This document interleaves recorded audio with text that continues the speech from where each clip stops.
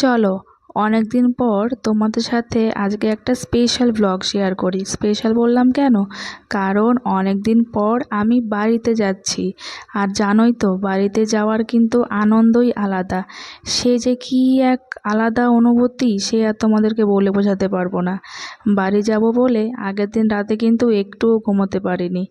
Tension বলো, সবাইকে দেখার একটা আনন্দ বলো, সব মিলিয়ে কিন্তু আগের দিন রাতে একটুও ঘুম হয়নি। ব্যাগপত্র দুদিন আগেই গুছিয়ে রেখেছিলাম। ওই আগের দিন রাতে শুধু রান্না, খাওয়া দাওয়া, খাবারগুলো গুছিয়ে নিয়েছিলাম। আর ওই যাওয়ার আগ মুহূর্তে যেসব কাজগুলো থাকে সেগুলোই ছিল। তো সেদিন সকাল সকাল আমরা বাড়ি থেকে বেরিয়ে পড়েছিলাম।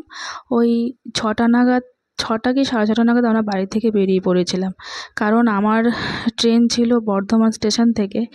আর আমাদের বাড়ি থেকে বর্ধমান যেতে সময় লাগে প্রায় ওই 1.5 ঘন্টার মতো। তো আমাদের এখান থেকে বর্ধমান যাওয়ার জন্য যে ট্রেনটা ধরবো বলে ভেবেছিলাম, সেটা আমরা মিস করে ফেলি। কারণ বাড়ি থেকে বেরোতে একটু দেরি হয়ে গেছিলো, টোটো পাচ্ছিলাম না। তারপর স্টেশনে গিয়ে প্রায় অনেকটাই সময় বসতে হয়েছিল। তারপর যে নেক্সট ট্রেনটা ছিল সেটা করে আমরা বর্ধমানের উদ্দেশ্যে রওনা হই। বর্ধমান থেকে আমার ট্রেন ছিল ওই 10:30 নাগাদ, এরকমই কিছু একটা। এই যে আমার পার্সোনাল কুলি।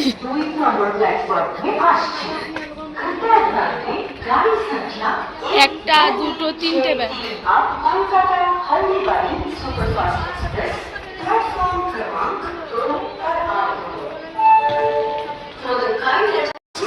তো এখানে আমার ট্রেন অ্যানাউন্স করে দিয়েছিল। আর আমি বর্ধমান পৌঁছে অনেকটা হাতে সময় পেয়েছিলাম। তাই তোমরা তো সবাই জানো বর্ধমানের মিষ্টি, মিহিদানা, সীতাভোগ এইসব বিখ্যাত, মাখা সন্দেশ। তো বর্ধমান নেমে ওখানে আমরা টিফিন মানে ব্রেকফাস্ট করে নিয়েছিলাম। আর বাড়ির জন্য কিছু মিষ্টি টিষ্টি নিয়ে নিয়েছিলাম। আর এখন যাচ্ছি হচ্ছে প্ল্যাটফর্মে, মানে ট্রেন ধরার। সত্যি কথা বলতে, যাওয়ার আগ মুহূর্তে যেরকম ভালো লাগা কাজ করছিল, তার চেয়ে বেশি কিন্তু খারাপ লাগা কাজ করছিল। কারণ ও যে ওকে ছেড়ে যেতে প্রতিবারই আমার ভীষণ কষ্ট হয়। তো ট্রেন কিন্তু একটুও লেট করেনি, মানে 1 সেকেন্ডও, রাইট টাইমেই ছিল সেদিন। আর আমার কোচ নাম্বার ছিল B3, যার জন্য আমাদের অনেকটাই হাঁটতে হয়েছিল, একদম লাস্টের দিকে ছিল। আর এই দেখো, চলো চলো চলো চলো চলো।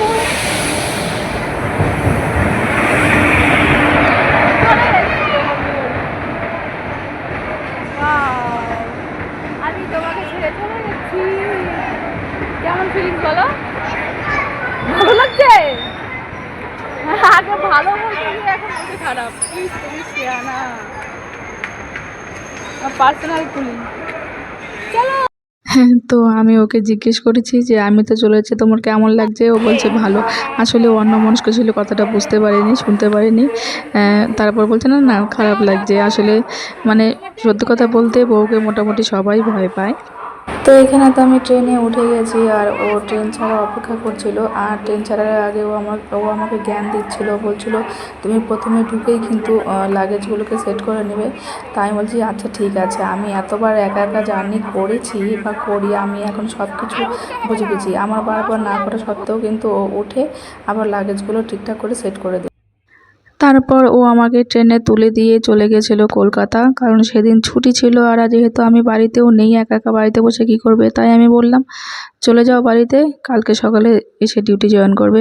তারপর তো শুরু হয় আমার মানে বোরিং টাইম, মানে সময়ই কাটছিল না আমার।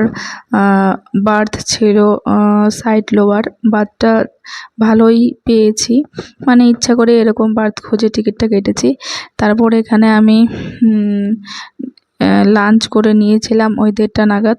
তো লাঞ্চ করার পরও দেখছি আর কিছুতেই সময় কাটছে না। তারপর কি করেছিলাম, বর্ধমান থেকে একটু দই নিয়ে নিয়েছিলাম। আর সত্যি কথা বলতে বর্ধমানের দই যে এত টেস্ট, সে আর তোমাদেরকে বলে বোঝাতে পারবো না। মানে দই খাচ্ছি না ক্ষীর খাচ্ছি, সে বোঝাই অসম্ভব।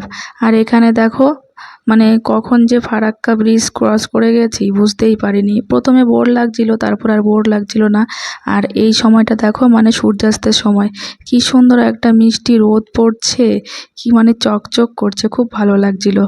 তো তারপর দেখো আমি তো ট্রেন থেকে নেমে গেছিলাম। সেদিন ট্রেনটা মানে অনেক লেট করেছিল। আমি টাউন স্টেশনে পৌঁছেছি প্রায় 9টা 5-10 এরকম, ট্রেনটা লেট ছিল সেদিন।